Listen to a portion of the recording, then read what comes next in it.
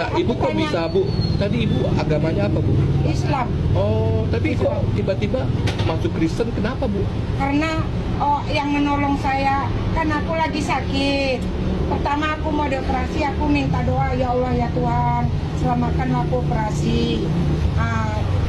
Udah dioperasi, aku di ICU. Aku nggak sadar diri sehari.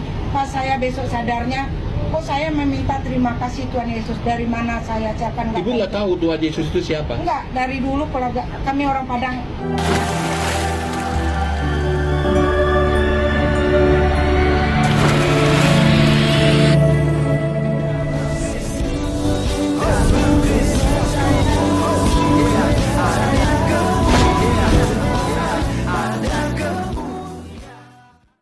Bismillah abi wal ibni waril kudus ilahu wahid. Demi nama Bapa, Putra dan Roh Kudus Allah yang esa. Salam Elechem Bisem Yeshua HaMashiach. Teman-teman sekalian, pada kesempatan kali ini kita akan mendengarkan satu kesaksian yang sangat luar biasa, very nice, dari seorang ibu-ibu yang tentu saja ekonomi rendah, yang kerjanya memungut sampah, memungut aqua bekas dan lain sebagainya, kaleng bekas lalu dijual untuk menafkahi kehidupannya. Lalu teman sekalian, satu ketika dia mengalami sakit dan harus dioperasi. Dan sebelum dioperasi di salah satu rumah sakit, dia teriak kepada nama Tuhan Allah Subhanahu wa Ta'ala. Tentunya teman sekalian, dia katakan, ya Allah ya Tuhanku, sembuhkanlah aku. Tetapi ketika dia sembuh ya, lalu perawat datang, malah dia berdoa dan mengucap syukur di dalam nama Yesus Kristus. Itu dia spontan, dia tidak tahu, dia juga tidak pernah mengerti tentang kekristenan, bahkan tentang Yesus Kristus. Itu sebabnya dia bingung. Ya pada akhirnya satu ketika dia dengan pakaian copang-camping, dia masuk ke dalam sebuah gereja dan dia dilayani dengan baik oleh gereja. Dan ini salah satu juga yang memikat hatinya teman-teman. Ternyata untuk beribadah kepada Tuhan itu tidak dilihat daripada pakaian. Dia membandingkan ketika salah satu masjid ada lalu dia mau ibadah, justru dilarang. Tidak boleh Bu, tidak boleh masuk ya. Harus ganti pakaian dulu. Nah, sementara dia tidak punya pakaian lain gitu ya. Yang namanya saya teman-teman sekalian pemulung yang cari barang-barang rosokan ya teman-teman sekalian ya. Nah, akhirnya dia meminta cara bagaimana kemudian bisa menjadi seorang Kristen yang sah. Dan kita berharap teman-teman sekalian gereja yang dia kunjungi itu bisa membaptisnya. Karena dia tanya, bahkan juga orang yang wawancaranya juga pun belum paham bagaimana cara untuk masuk Kristen.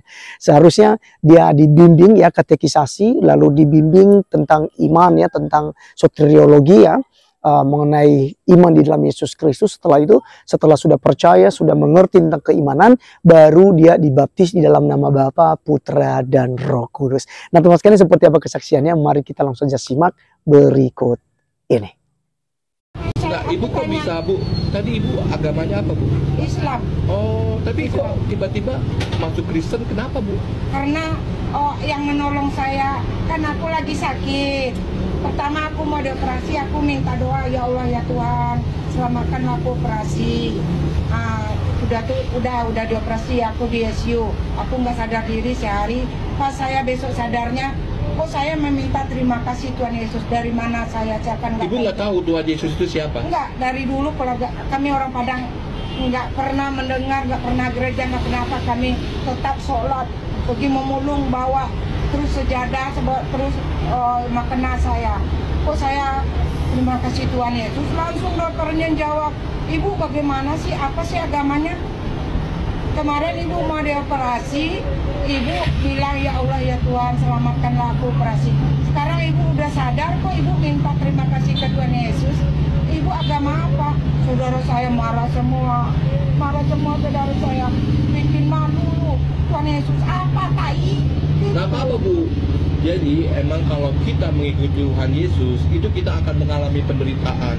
Seperti murid-murid Yesus, semuanya itu menderita, tetapi menderita untuk kebenaran. Kita akan bahagia kalau kita hidup menderita, tetapi di dalam kebenaran. Tetap percaya Bu, karena tidak ada satu orang pun, tidak ada satu orang pun yang bisa menyelamatkan kita selain Yesus. Ibu tetap percaya, teguh. Terus akhirnya gimana? Ibu Tuhan Yesus akhirnya gimana setelah Tuhan Yesus itu? Aku ngulung, besok gua lihat lu harus sholat, makan lalu mana terus kok makan aku. Udah saya lihat ya, saya sehari besok saya nanya, ini kali gereja ya kata aku. Aku sama mulung tapi aku nggak nggak percaya gereja-gereja, nggak pernah dengar, tapi aku sering lewat di Iya. sini. Tapi aku nggak peduli, bukan apa-apa karena gereja apa gitu.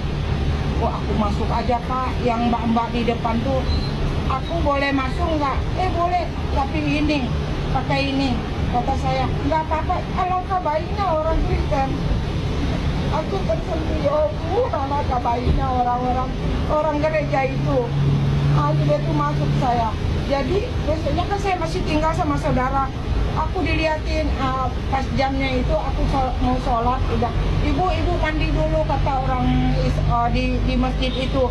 Ibu jangan masuk sini, kalau nggak mandi dulu ibu kan memulung bau, nggak sah. Ya udah, aku sampai sekarang aku nggak sholat lagi. Ya, karena Aku gini Bu, gereja aja. kalau di Bersyukur kekristenan alangkah itu, baiknya enggak, kalau orang kekristenan itu dia nggak ngelihat muka kita kotor, muka kita dekil, baju kita jelek. Tetapi Tuhan itu melihat hati kita. Amin, amin. Tuhan melihat hati kita, Bu. Saya ke pendeta langsung, habis itu ini saya berjalan, kok enakan, ya benar-benar Tuhan Yesus. Tuhan berkati, terima kasih, aku percaya. Tapi bagaimana kita harus sah gitu? Nah, jadi ibu harus sah. Ibu sementara ikutin dulu semuanya ajaran-ajaran Yesus. Ibu mesti minta itu, istilah apa ya? Mesti deket sama pendeta, minta istilahnya untuk dibaptis. Tapi caranya ibu harus belajar dulu tentang kekristenan gitu loh. Baptis apa? Sunat kayak orang Islam. Bukan. Jadi istilah dibaptis. Kalau dibaptis itu ibu percaya bahwa ibu dibaptis dalam nama anak, bapak, bapak dan roh. Enggak, maksudnya istilahnya gitu Bu. Jadi ibu kalau udah dibaptis berarti ibu udah ibu adalah orang pengikut Yesus gitu loh. Oke, teman-teman sekalian, itulah kesaksiannya, itulah yang kita sudah tonton bersama-sama, dan kita berharap teman-teman sekalian bahwa gereja di mana dia beribadah itu di Padang, Sumatera Barat, itu bisa memfasilitasi ibu ini dibimbing, diarahkan, dibina untuk apa? Untuk bisa mengerti tentang kekristenan dengan benar, teman-teman sekalian. Jadi tidak hanya saja menjadi percaya, dibaptis, ya kan, tetapi juga harus dimuridkan sehingga dia bisa memuridkan orang lain, teman-teman sekalian. Sebab itulah ajaran yang didorong oleh firman Tuhan di dalam nama Tuhan Yesus Kristus untuk kita semua. Jadi teman-teman sekalian, jangan pernah jemu-jemu untuk tak memberitakan kabar baik, memberitakan tentang Injil keselamatan, sebab hanya di dalam Yesus Kristus ada keselamatan. Di luar Yesus pasti binasa.